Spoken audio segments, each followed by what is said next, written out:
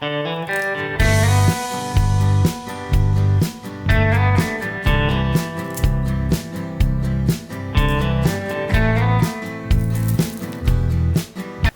friends, welcome to Madras Samayal. இன்னைக்கு நம்ம மெட்ராஸ் சமையல்ல இனிப்பு தேன்குழல் எப்படி பண்றதுன்னு பார்க்கலாம்.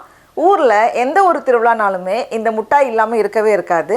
அப்படியே சுட சுட ஃப்ரெஷ்ஷா பண்ணிக்கிட்டே இருப்பாங்க. நம்மளும் அப்படியே அந்த சுட சுட ஃப்ரெஷ்ஷான தேன் முட்டாய் சாப்பிட்டுக்கிட்டே திருவிழா சுத்தி பார்க்குற சந்தோஷமே தனிதான். இப்போ இது பண்றதுக்கு ஃபர்ஸ்ட் வந்து நம்ம மாவு ரெடி பண்ணணும். அதுக்கு நான் இன்னைக்கு வந்து 1 கப் பச்சரிசி எடுத்துர்க்கேன். இது வந்து 200 கிராம். கூடவே 2 டேபிள் ஸ்பூன் அளவுக்கு உளுந்து. இது வந்து ஒரு 25 கிராம் போல இருக்கும். 1 கப்புக்கு 2 டேபிள் ஸ்பூன் உளுந்து. ரெண்டையும் சேர்த்துட்டு தண்ணியில் நல்லா அலசி சுத்தம் பண்ணி தண்ணி சேர்த்து 1.5 மணி நேரத்துலேருந்து 2 மணி நேரம் போல் ஊற வச்சிடலாம். இருக்கட்டும். இப்போது அரிசியும் உளுந்தும் நல்லா ஊறி ரெடியாக இருக்குது. இதை வந்து ஒரு மிக்ஸி ஜாரில் மாற்றிக்கோங்க. இந்த சின்ன ஜார் வந்து நல்லா அரைக்கும், அதனால் நான் வந்து இதில் மாற்றிருக்கேன். கூடவே நம்ம அரிசியும் உளுந்தும் ஊற வச்சோம்ல அதே தண்ணி தான் எடுத்திருக்கேன். அதுலேருந்து ஒரு 6 டேபிள் ஸ்பூன் போல், அரை கப்பை விட கொஞ்சம் கம்மியாக தண்ணி சேர்த்துருக்கேன். சேர்த்துட்டு நல்லா அரைச்சி இந்த மாதிரி எடுத்துகிட்டு வந்திருக்கேன். நம்ம வந்து ரொம்ப தண்ணி சேர்த்துடக்கூடாது இப்போவே. இப்போ வந்து கொஞ்சம் கெட்டியாக இருந்தாலும் ஓகே தான். பின்னாடி தேவைப்பட்டால் நம்ம தண்ணி சேர்த்துக்கலாம். பாருங்கள் இந்த மாதிரி. இது கூடவே பழைய இட்லி மாவு இருக்கும்ல, அதிலேருந்து ஒரு கரண்டி, இது வந்து 1/4 கப் சேர்த்துக்கோங்க. நம்ம இட்லி ஊற்றுறதுக்கு ரெடியாக வச்சுருப்போம்ல அந்த மாவு, அதை உள்ளே சேர்த்துட்டு நல்லா நம்ம வந்து கலந்து வச்சிடலாம். இது வந்து ஒரு 5லேருந்து 6 மணி நேரம் இருக்கட்டும். அதுக்கப்புறமா நம்ம பண்ணும்போது கரெக்டாக இருக்கும். மூடி வச்சிடலாம். நான் வந்து ஒரு 6 மணி நேரம் அப்படியே வச்சுருந்தேன்.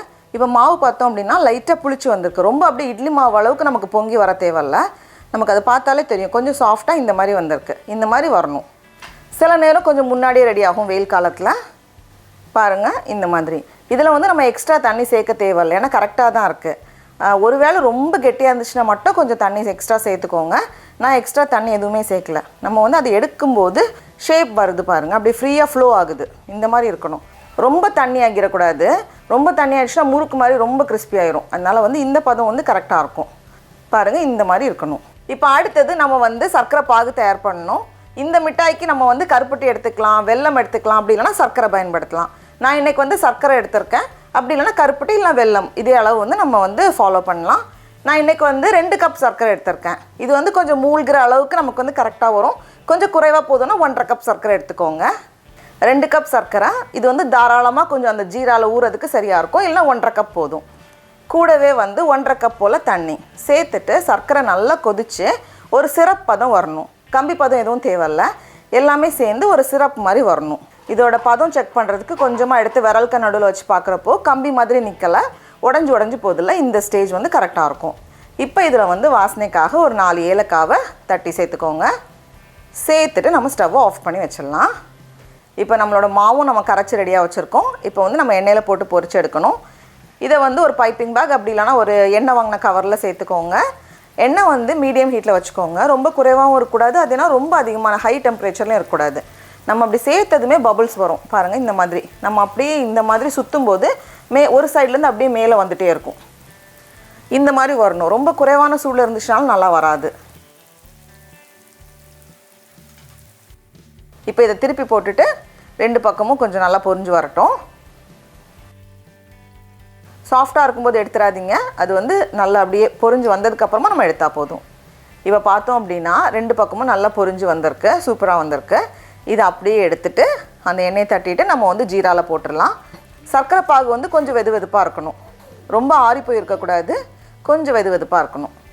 இது வந்து ஒரு 2 நிமிஷம் நம்ம வந்து அந்த ஜீராவில் போட்டு எடுக்கிறப்போ உள்ளே வந்து சர்க்கரை பாகெல்லாம் நல்லா இறங்கி நல்லா ஜூஸியாக இருக்கும். பாருங்கள் நல்லா சூப்பராக வந்திருக்கு. இப்போ இதை எடுத்து வெளியே வச்சிடலாம். அதே மாதிரி அடுத்த பேட்சஸையும் நம்ம வந்து பொரிச்சு எடுத்துடலாம்.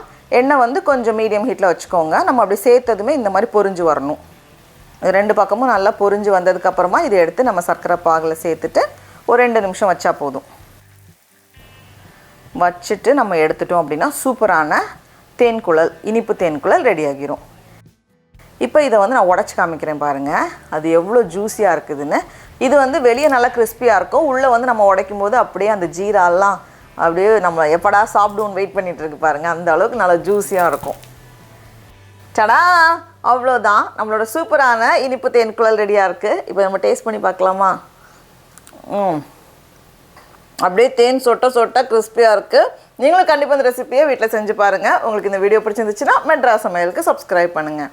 நாவின் சுவையரம்புகள் மலரட்டும்.